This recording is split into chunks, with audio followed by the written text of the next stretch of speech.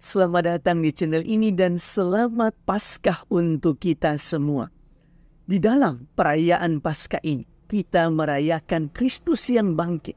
Adapun salah satu kekhasan dari perayaan ini ialah dinyanyikan sekuensia Paskah yang judulnya Victime Paschali Laudes.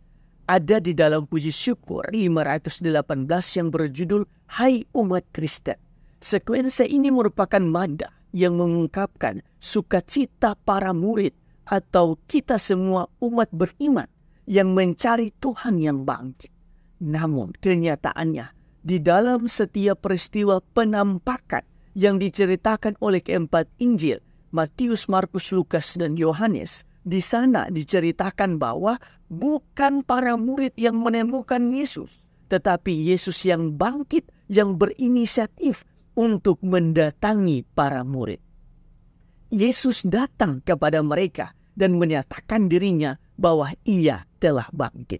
Karena itu, pengalaman kebangkitan adalah peristiwa iman.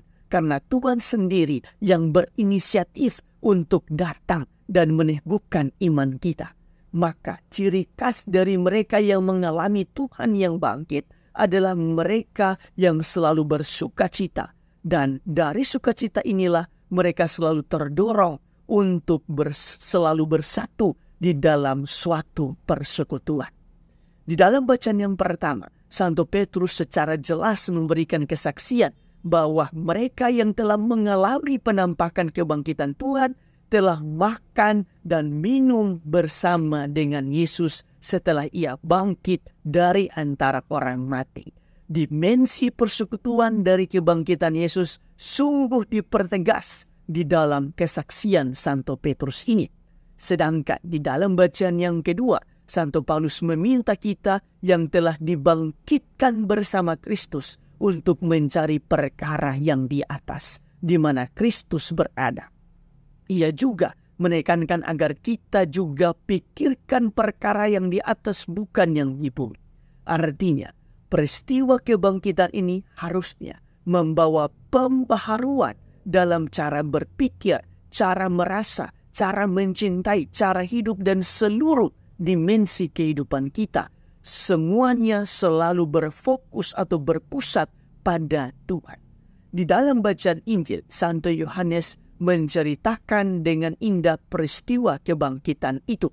Menariknya, di dalam ayat pertama, Santo Yohanes mencatat, pada hari pertama minggu itu, Injil Matius mencatat secara lebih detail, setelah hari Sabat lewat, menjelang menyingsingnya fajar pada hari pertama minggu itu. Matius pasal 28 ayat 1. Ungkapan ini bukan sekedar tentang pergantian waktu, yaitu hari Sabat lewat, tetapi sebenarnya hal ini hendak menegaskan bahwa hari Sabat atau hukum lama atau hukum Yahudi itu sudah lewat, sudah selesai, sudah usai. Kini dengan kebangkitan Yesus, Yesus membawa tata hukum yang baru, sehingga penekanannya ialah tentang cara hidup yang baru yang harus dimaknai di dalam hari raya Paskah ini. Sahabat-sahabatku yang terkasih, berdasarkan perayaan dan bacaan-bacaan hari ini, marilah kita merenungkan sejumlah rema permenungan. Pertama, di dalam bacaan yang kedua, Santo Paulus mengajak kita untuk selalu mencari perkara yang di atas, di mana Kristus berada.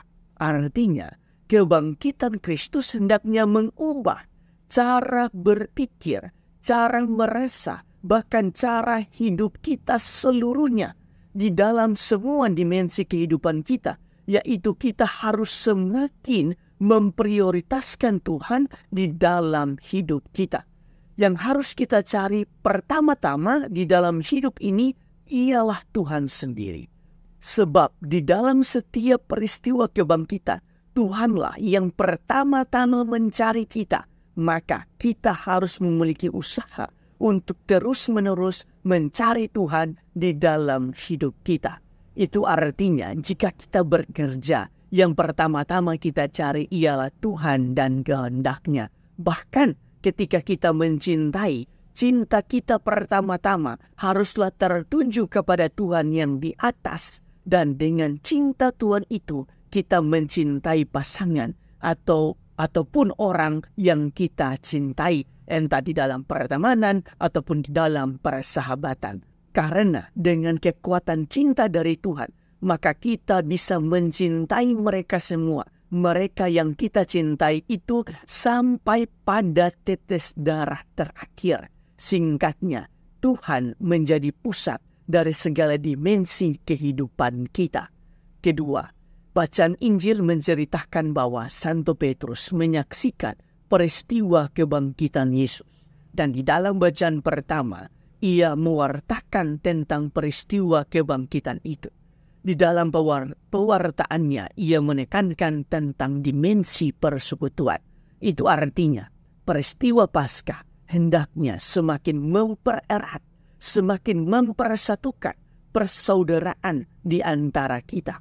Paskah membersihkan semua perasaan dan pikiran-pikiran negatif terhadap sesama dan membiarkan cinta Tuhan yang telah kita renungkan sepanjang Minggu Suci mempersatukan dan mempererat persaudaraan di antara kita. Tuhan memberkati Anda semua.